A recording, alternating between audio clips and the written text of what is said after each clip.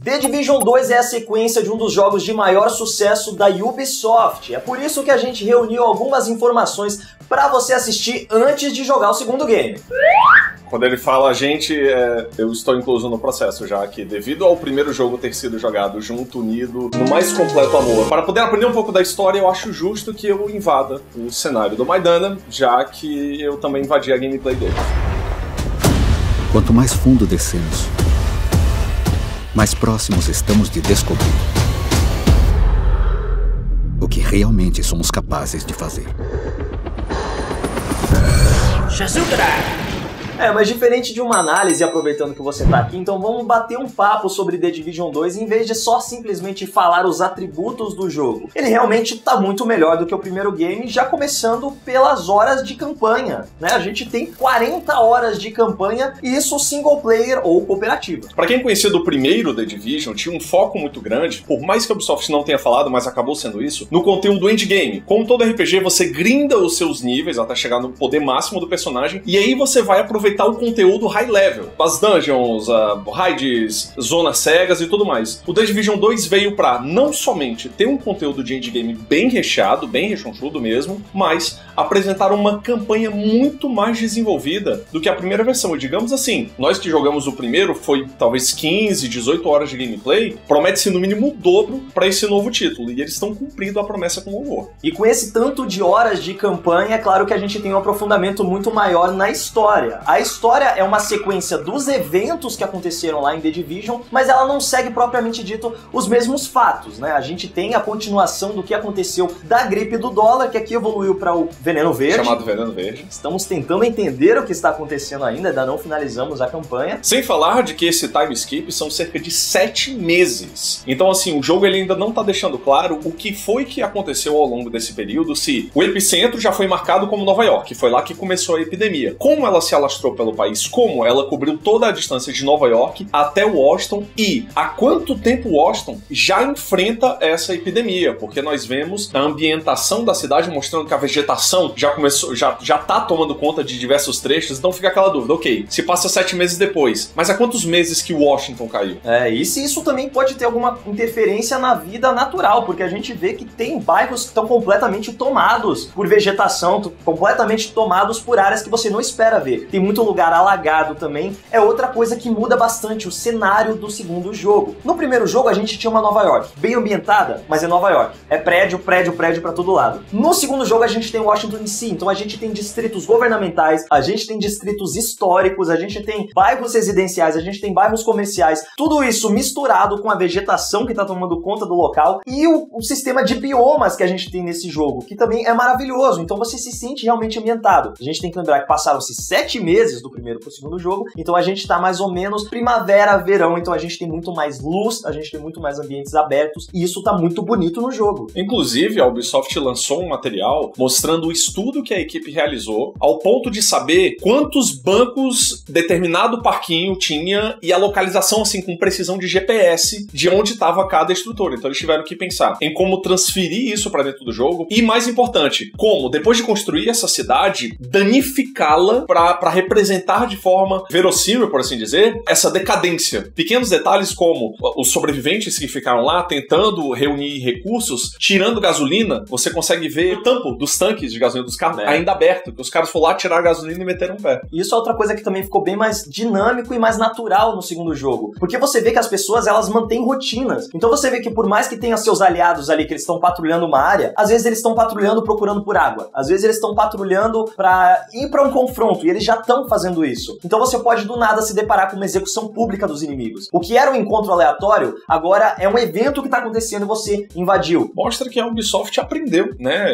Uma das críticas muito severas que ocorreram no primeiro jogo foi justamente do fator de repetição e falta de variedade. Então ela entendeu essas críticas e aprendeu a desenvolver de forma que, mesmo você repetindo alguns elementos da campanha, você não se sente grindando sempre a mesma coisa. E o legal é que eles mostraram todas essas situações, toda essa ambientação, toda a decadência de Washington que a gente viu nos trailers, e quando a gente vai jogar, parece que a gente tá vendo o trailer. Obrigado, não tem Ubisoft. downgrade em relação ao que a gente viu nos materiais promocionais. Os trailers gameplay, os trailers de jogo, aquelas demonstrações na E3. Se você joga no computador, que é uma super máquina, você vai jogar um super jogo. jogo. Isso é outra coisa muito legal. O jogo tem essa característica adaptativa ao seu hardware. Então, se você tem um hardware mais potente, você vai ter um jogo mais potente. Do mesmo jeito, se você tem um hardware que não atende tanto às expectativas, ele vai se adaptar para você ainda conseguir jogar, você ainda conseguir extrair o que há de melhor que a sua máquina consegue extrair daquele jogo. Que ficou ainda mais bonito, talvez por o que você disse antes. Como ele se passa no verão, você tem uma variedade maior de biomas, de cores para serem mostradas. Tudo bem, o primeiro jogo, apesar da polêmica do downgrade, ele ainda era um jogo bonito. Mas era um jogo bonito passado em um ambiente de inverno, neblina, neve, tudo muito cinza, tudo muito escuro, muito fechado. E Washington você tem variedades desde um tiroteio ao nascer do sol, até uma fuga no meio de neblina, logo depois de uma chuva, ou mesmo durante uma chuva. E isso influencia, cara, porque às vezes a gente tá no meio de uma missão que é tão longa que ela anoitece. Não dá pra fazer outra missão agora. Vamos um pouco pro esconderijo até amanhecer e ficar melhor pra jogar, porque a dificuldade na noite é muito maior. Realmente faz diferença. Inclusive, o efeito de... Existe uma opção nas configurações para você reduzir o chamado efeito de flare do sol, porque se você deixar ligado em toda a sua potência e esplendor, tem momentos em que você não vai conseguir enxergar o adversário se ele tiver de costas pro sol. Quando você mira, você só vê aquela iluminação brutal na cara e não tem como acertar o oponente. E já que a gente tá falando do oponente, aquelas esponjas de bala do primeiro jogo que deixava a gente tão irritado, foram embora, simplesmente desapareceram. E a Ubisoft encontrou uma solução muito criativa pra isso, que são as coberturas, as armaduras que os personagens utilizam e os pontos fracos que a gente tem que encontrar durante os combates. E os inimigos que são mais fracos do que os Elite, né, os inimigos vermelhos, estão muito mais inteligentes. Eles dão muito mais trabalho no segundo jogo do que no primeiro. Eles estão o tempo todo se movimentando, tentando tirar a sua cobertura, tentando flanquear o seu time. Então por isso é muito importante jogar em equipe e também usar muito bem os seus equipamentos, que aqui a gente tem tanto equipamento que quando começou eu nem sabia quase bloquear. Eu queria todos. Eu queria torreta, eu queria um drone, eu queria uma colmeia. É tanta coisa que dá pra você combinar. E se você sempre joga com um time fechado, é incrível. As batalhas ficam maravilhosas. Um joga a torreta de fogo, outro joga a torreta que é uma sniper, o outro joga a colmeia. Você consegue trabalhar os pontos fortes da equipe. Por exemplo, utilizar uma granada que intoxica o oponente, para que o seu aliado que usa, por exemplo, uma escopeta, uma arma de proximidade, consiga chegar mais próximo dos adversários para atingir. Porque assim, The Division 2, obviamente, um sistema dependente da cobertura. Utiliza a cobertura de forma inteligente. Então, acessórios assim, junto com uma equipe, possibilitam uma estratégia de combate que se alguém olhar e falar, ok, foi fácil de enfrentar o cara. Mas não, todo mundo teve que fazer a sua parte para conseguir aquele resultado. E isso é muito bacana.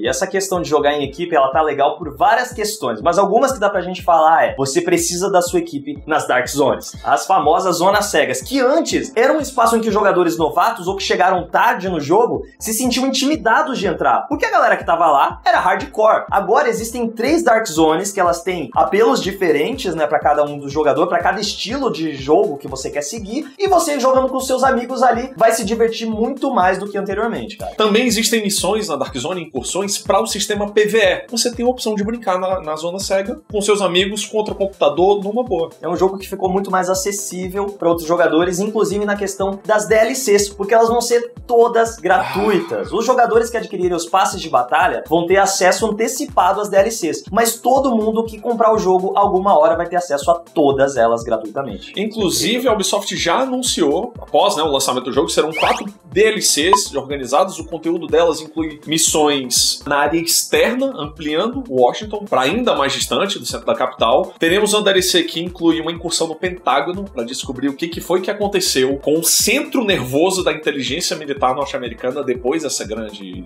epidemia. E as outras duas eu esqueci, o Ubisoft vai estar aqui na descrição em alguma coisa aí para explicar para vocês o que rolou. Miguel faz a magia dessa vez. Não me odeio. Ele não vai fazer, ele vai aparecer ali no final. Não vou. E essa acessibilidade tá melhor ainda para nós jogadores brasileiros, porque aqui em Terras Tupiniquins temos uma dublagem 100% localizada. Mas quando a gente fala 100% localizada, é 100% localizada mesmo. De verdade, meu irmão. Qual é que foi numa missão que a gente tava fazendo? Entre missões que você pode realizar, estávamos jogando uma missão de ponto de controle, onde existe uma parte da cidade dominada por um grupo de inimigos, e você vai lá. Depois que você vencer esse grupo, aquela parte passa a ser da equipe de civis ali, da JTF. Com um grupo de NPCs lhe ajudando, logo depois que a gente derrotou, vem um NPC e fala: nunca duvidei. Inclusive a atualização dos palavrões tá, Miguel, pode mandar uns p aí, entendeu? De boa. Tipo assim, você tá lá jogando de boa, o cara fala, vamos acabar com ele. O cara fala, acabar. Ubisoft, te amo. Ou então, lá veio... Gostoso. Aí, censura pra não dar ruim. Esses mas é desse nível nível pra...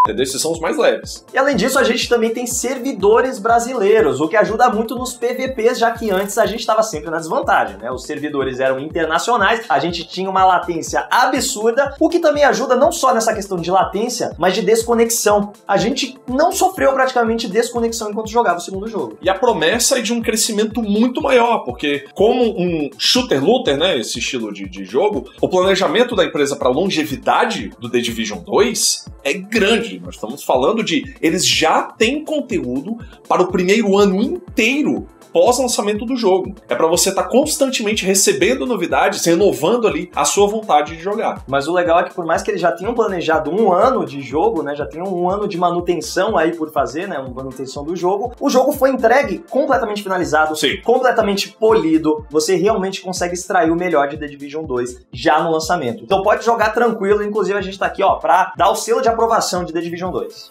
Mas comenta aí qual foi a sua experiência com The Division, se você vai dar uma chance pra The Division 2. A gente teve uma experiência inicial que foi muito legal, porque a gente jogou em equipe, foi bacana a gente conhecer essa história, e a história do segundo jogo tá ainda melhor, os gráficos estão melhores, a jogabilidade tá melhor. The Division 2 só melhorou o que o The Division já tinha acertado e consertou os erros lá onde o primeiro jogo errou. Deixa seu comentário aí embaixo, aproveita pra seguir a Legião dos Heróis nas redes sociais, segue também, ó, o Ishiro, tá onde? Estamos em Casamento Nerd, todas as redes sociais estão por aqui, estou confiando no Miguel para passar informação fidedigna, e fica o convite para acompanharem gameplays ao vivo de The Division 2 em casamentonerd.live. Estarei lá jogando junto com meu querido Maidana. A gente vai estar lá também. Para mostrar para vocês o conteúdo que tem a oferecer. Afinal, nós nem terminamos a campanha principal ainda, e ao que parece isso é só a superfície do que o título tem a oferecer. Então é isso, Legionários, e que a força esteja com vocês. Anoiteceu, você fala, cara, não dá pra fazer outra missão agora, vamos um pouco pra... No mais completo amor. É, a gente... Eu não queria falar, porque de repente ia pegar a mão. Se fuxipar. Ajudar na... Maneirei muito nas palavras.